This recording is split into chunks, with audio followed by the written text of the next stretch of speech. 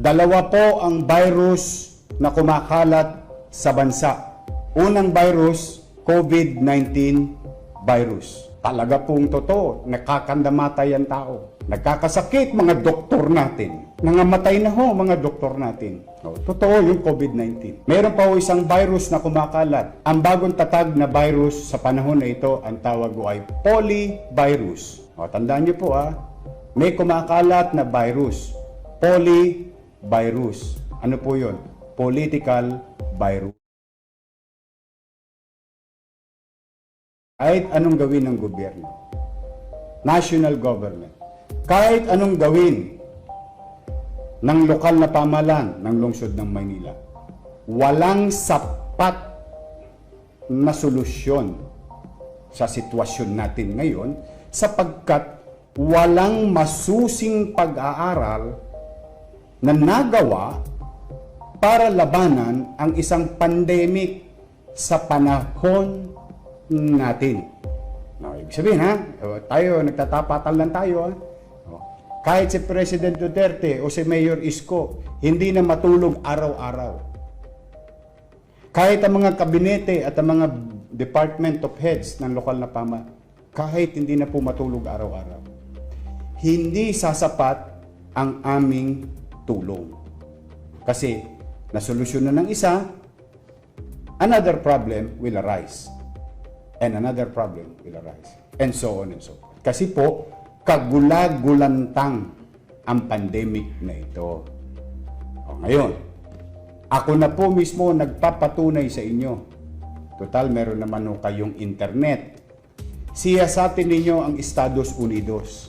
Pinakamakapangyarihang bansa sa mundo. Ayun, dapat 200,000.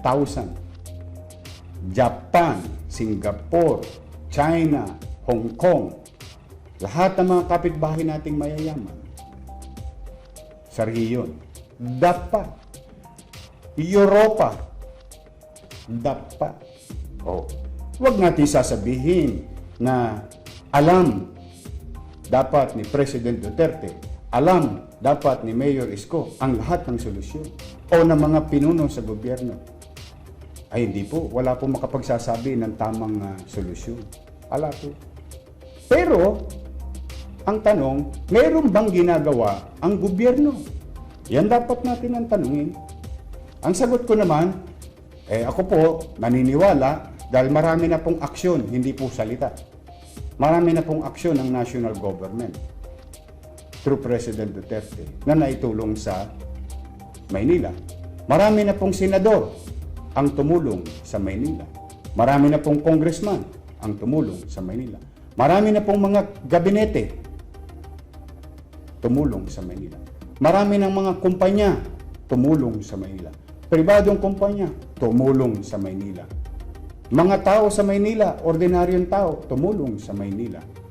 Barangay official, nag-donate, tumulong sa Maynila. Individual, tumulong sa Maynila. So ano pong ibig sabihin, mga kababayan? Nagtutulong-tulungan ng lahat. Pero may mga ilang individual pa rin, no?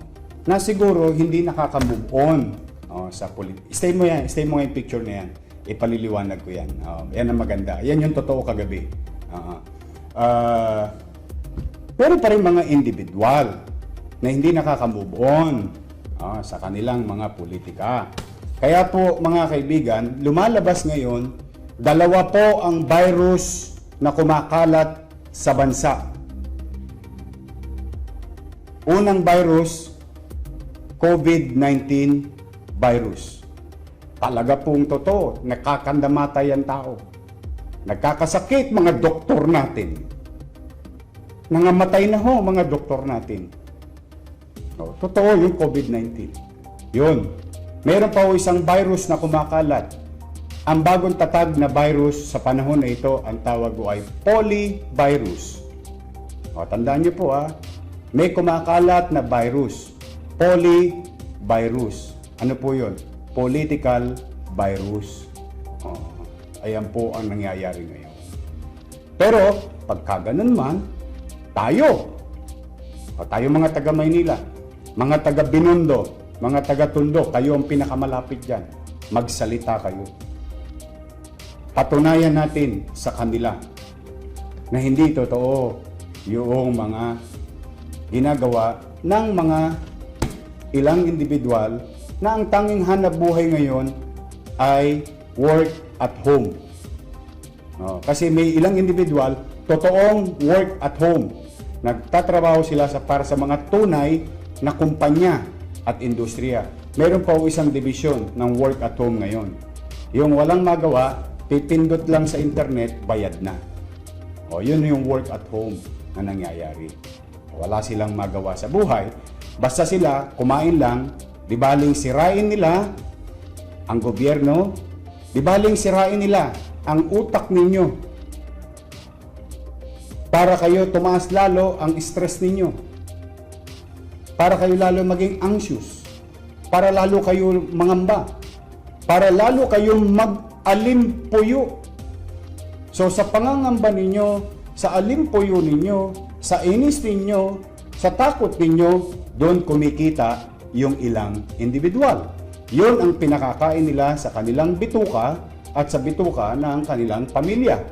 Ang sirain ang gobyerno, mga tao sa gobyerno, pataasin ang stress level ng tao.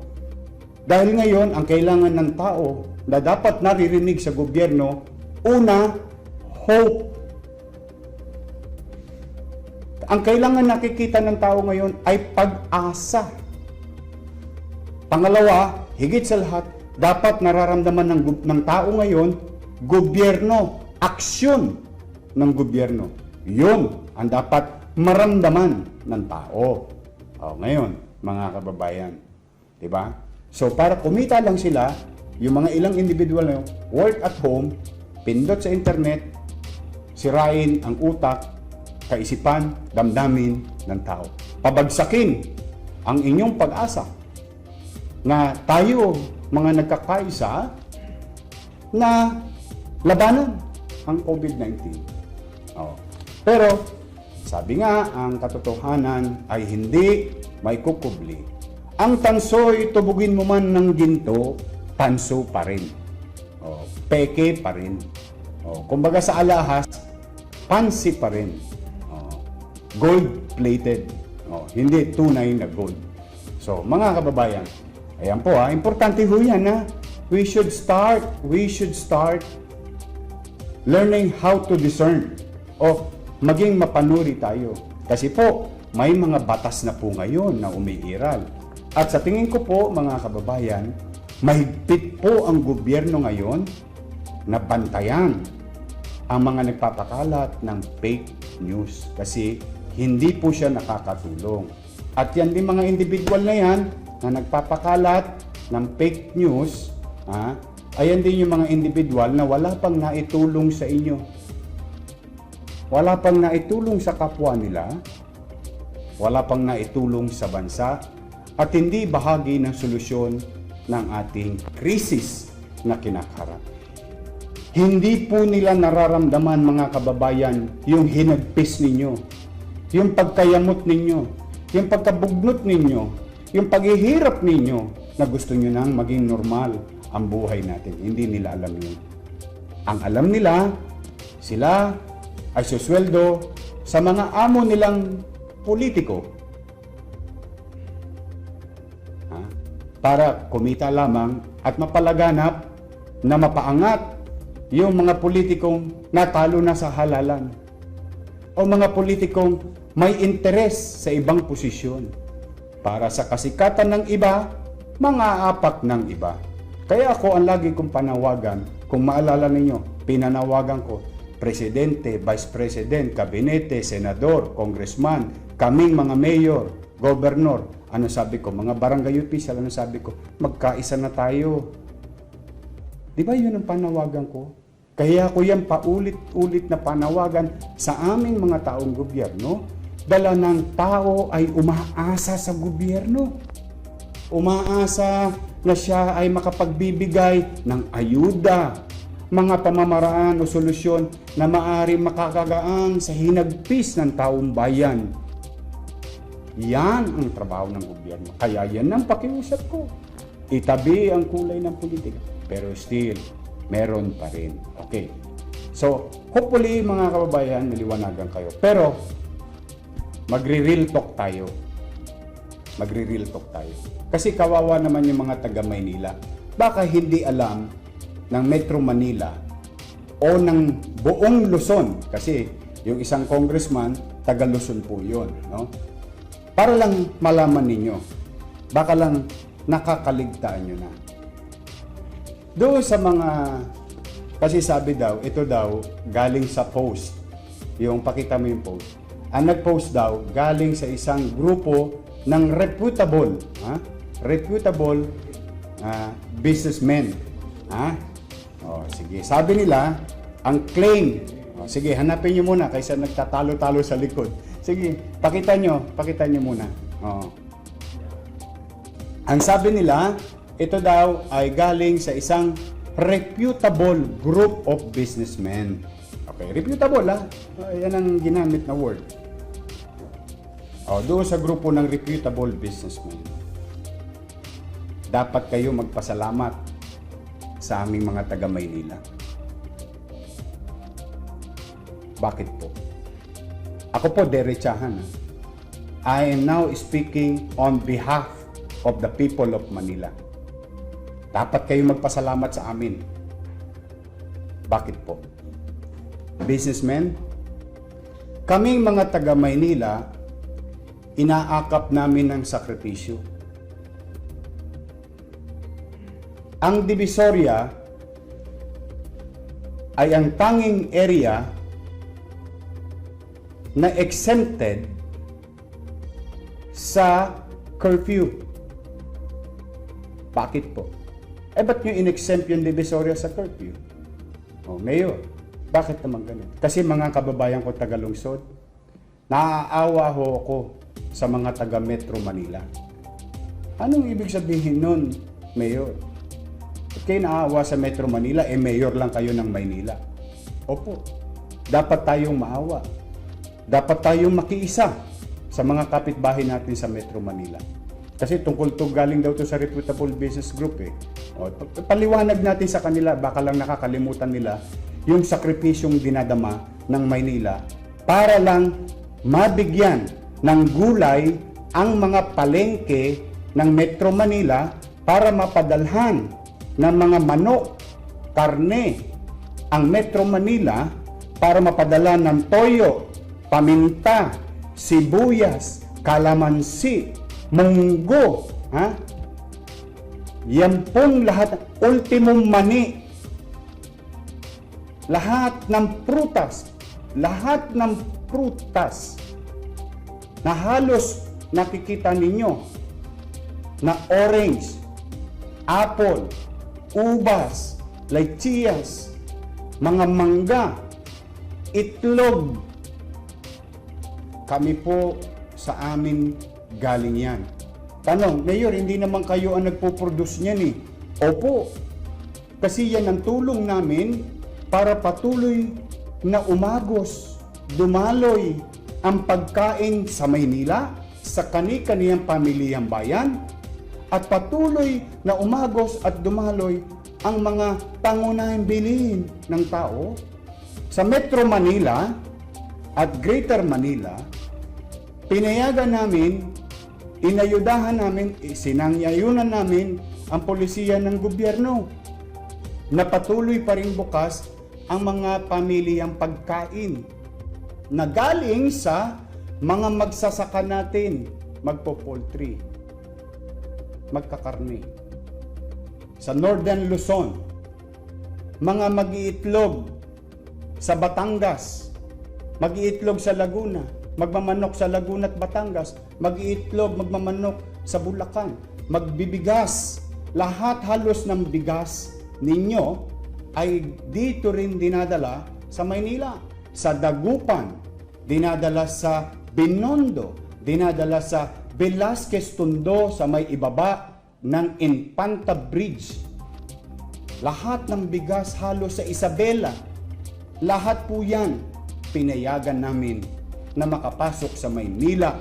Bagamat kaming mga taga Maynila ay maaaring ma-expose sa COVID-19 dahil patuloy na pumapasok ang mga tao ritong hindi namang tagalungsod ng Maynila. Dahil ang wholesaler ng itlog at manok bibili sa Blumentritt, dadali sa inyong mga palengke. Ganyan po naging mabait sa inyo ang mga taga Maynila. Baka lang nakakaligtaan nyo ha, uulitin ko, mani sa amin ang wholesale. Paminta sa amin din yan. Itlog, manok, karne, gulay ng buong Benguet. At yan habang kayo kumakain. Pati kamatayan ninyo sa amin din galing dahil bibili kayo ng bulaklak. Sa Maynila rin yung babagsak. Yung mga bulaklak na nasa Baguio, Benguet, sa Dangwa yan binabagsak para ipamahagi rin at ma-enjoy ninyo ang mga bulaklak. Yan yung regular na market. Kami sa Maynila ang nagbabayad ng sakripisyo. Pero wala kayo narinig sa amin. Wala kayo narinig sa amin. Ikinikipit balikat ng lungsod ng Maynila, ng tao sa Maynila. Yung sitwasyon na yan. Pwede ko naman isara ang Blumentritt para hindi na makapasok ang mga taga Quezon City, para hindi na makapasok ang mga taga Caloocan. Pero hindi. Dahil kaming mga taga Maynila, may puso kami. Oo, minsan haragan kami. Oo, minsan parang matatapang kaming wala sa lugar. Oo, pero ang hindi mo maalis sa mga taga Maynila, pusong Pilipino kami. Kaming mga Manaleño. Inaatang namin ang bigat ng Metro Manila patungkol sa pagkain. O yan, usapang pamilihang bayan. Tama? Usapang palengke. Okay. Isa pang real talk, reputable business group. Kayo, yung mga medyo may kaya sa buhay, na namimili sa Pure Gold, namimili sa SNR, namimili sa, sa SM na grocery? Hypermart. O mga grocery ninyo, sa mga Rustans, lahat halos ng binibili nyong produkto dyan, na dilata, mga imported na karne, mga imported na prutas, sa Maynila rin po galing yan. Bakit? Kami na naman sa Maynila. Kami na naman sa Maynila ang nai-expose ng labas-masok ng tao. Bakit to? Nasa amin po ang Pier 2, 4, 6, 8, Gs, 12, 14, 16. Nasa amin po ang ICTSI. Nasa amin po ang ATI. Nasa amin po ang lahat ng international port. Ano naman ang kinalaman nun sa grocery na binibili ng mga may kaya sa buhay? Kasi kanina pinag-usapan natin Recto, pinag-usapan natin Blumentritt. O ngayon, yung pag-usapan naman natin mga grocery. Lahat ng binibili nyong grocery dyan, higit sa lahat, maraming item dyan sa Maynila galing. Bakit po? Galing sa pier namin. Pero hindi. Hindi rin namin sinara ang pier. Bakit? Piniiralan namin, pusong na naman ng mga taga Maynila. Para patuloy na umagos ang mga pangunahing pagkain, pangangailangan ng taong bayan. Sa mahirap, sa middle class, sa mayaman.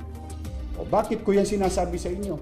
Baka lang nakakaligtaan po noong mga polyvirus. Yung polyvirus, mga political virus. No? Baka lang nakakaligtaan ninyo. Pag sinara ko ang Maynila, maleleche kayo lahat. And you don't dare me. I will utilize Section 16 of the Local Government Code in these trying times.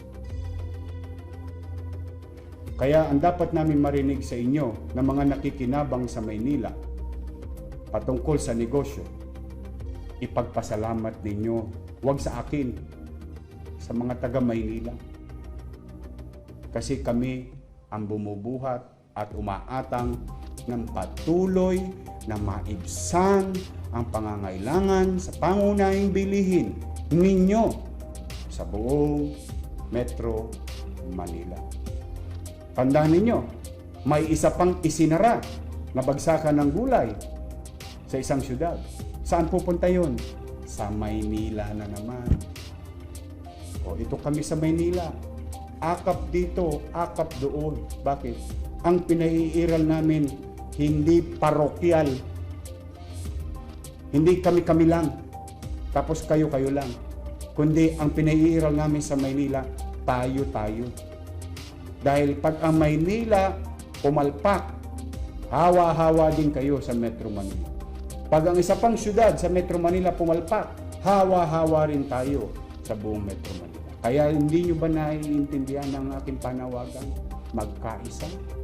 Kasi ang problema sa NCR ay problema ng bawat sulok, iskinita, boulevard, avenida ng buong Metro Manila.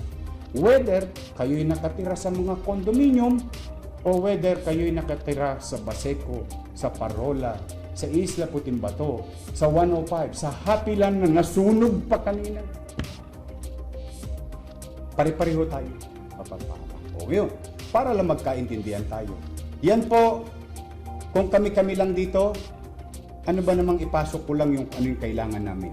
Bakit namin kayo pangangalagaan? Hindi naman kayo taga Maynila. Pero hindi. Sapagkat ito'y pandemic. At ang panawagan ng Pangulo, ano sabi ng Pangulo? Kung maalala ninyo? Ha? Solidarity. Pagkakaisa. Yan ang ipinakikita ng Maynila sa buong bansa. Kami ang nagbabayad ng sakripisyo.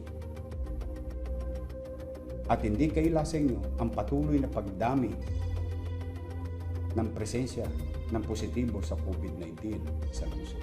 Totoo, may pagkakamali din ang ilan naming kababayan. Pero, hindi namin sila kinukonsenti.